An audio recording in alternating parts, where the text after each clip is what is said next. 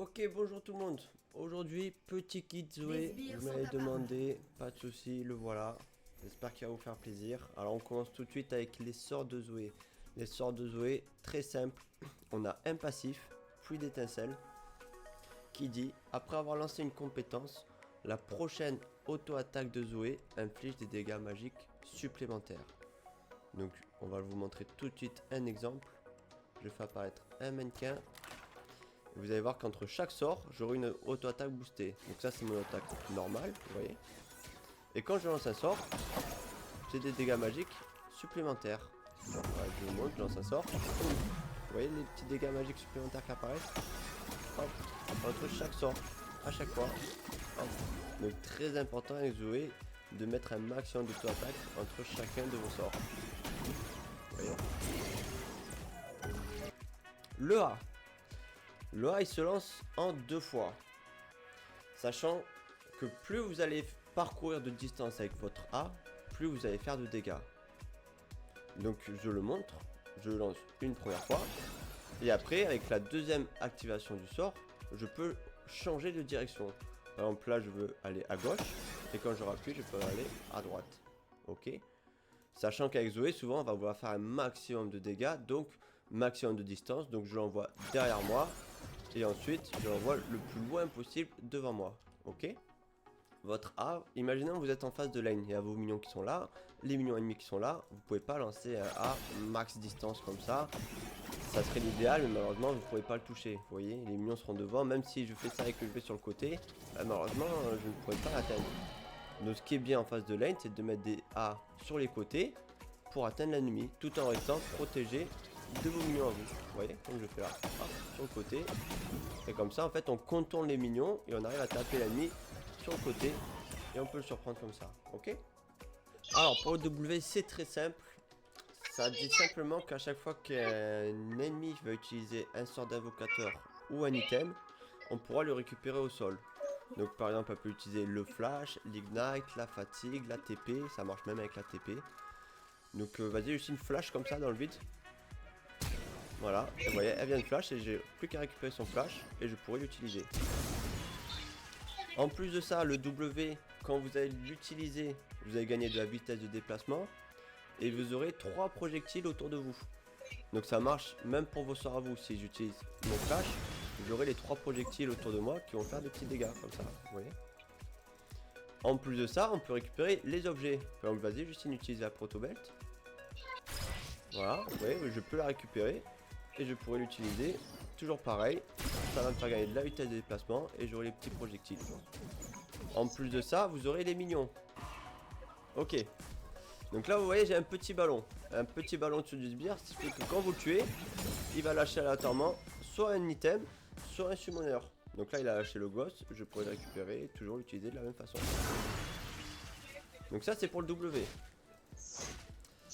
Ok, maintenant, on va passer au E. Le E, c'est quoi? C'est juste une bulle que vous allez lancer droit devant vous. Et dès qu'on va toucher un ennemi, elle va s'endormir pendant 2 secondes. En plus d'être endormie, vous allez déjà faire des dégâts avec votre bulle. Et une fois qu'elle est endormie, elle va avoir sa résistance magique réduite de 30%. Le temps qu'elle sera endormie pendant les 2 secondes. Et en plus de ça, le prochain dégât que vous allez faire inflige 2 fois plus de dégâts, jusqu'à un certain maximum pour pas que ça soit non plus trop fort. Et ça sera des dégâts bruts, d'accord? Donc, je vous le montre maintenant, je lance mon E sur la cible, elle s'endort pendant 2 secondes, vous voyez la petite barre blanche qui est au-dessus de lui, qui montre le temps qu'elle va rester endormie. Je vous le remontre. Il y a 2 barres blanches, vous allez me dire, la première, c'est le temps qu'elle met à s'endormir. Donc vous allez voir, là c'est le temps qu'elle met à s'endormir, et là elle est endormie, ok? Donc une fois qu'elle est endormie, elle ne pourra plus bouger et vous pourrez lui mettre un gros sort dans sa tête avec des gros dégâts. Ok.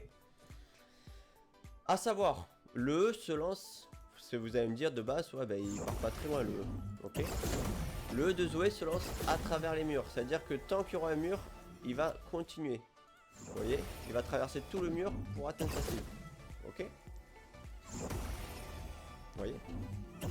Du coup vous pouvez envoyez votre E, par exemple là, normalement en temps normal, je ne toucherai pas ma cible. Mais si j'utilise le mur, eh ben on va traverser le mur et on va la toucher. Vous voyez? Ok, ensuite on va passer au dernier, le R, l'ulti. Qu'est-ce que c'est l'ulti? Déjà, vous le récupérez très souvent. Là, je suis actuellement à 5 secondes de cooldown dessus. Donc votre ulti, qu'est-ce que c'est? Votre ulti, c'est simple. Vous allez vous téléporter à un endroit ciblé, comme ceci, et ensuite revenir à votre place. Vous voyez? Je me téléporte et je reviens à ma place.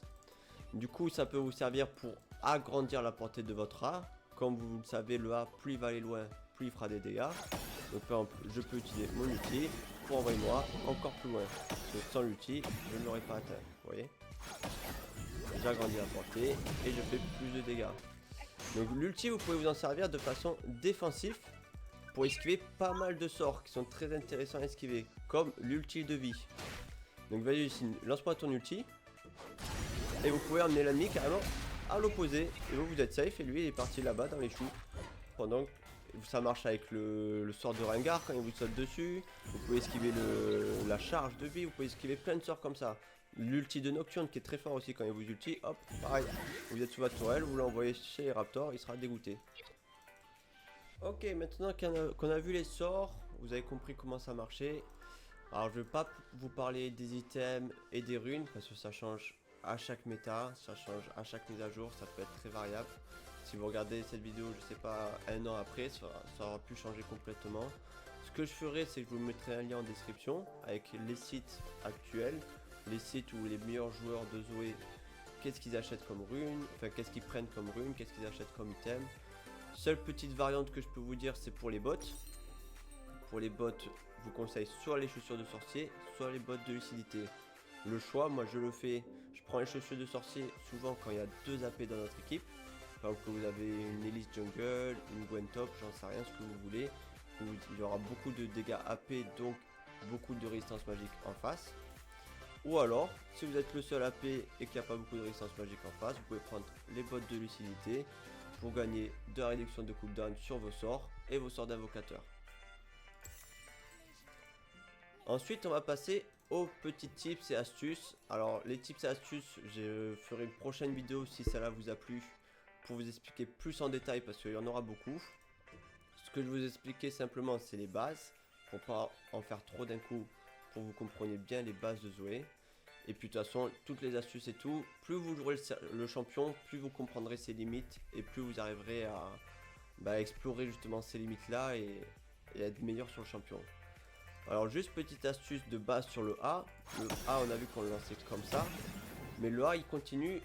Tant qu'on va avancer, la portée du A va s'agrandir. Je m'explique. Par exemple là, je vais lancer mon A et je vais courir. Je vais courir pendant que mon A part. Je vais courir le plus loin possible. Vous allez voir que la portée va aller de plus en plus loin. Donc là, je cours. Vous voyez, la portée s'agrandit. Et même à la réactivation du A, ça continue.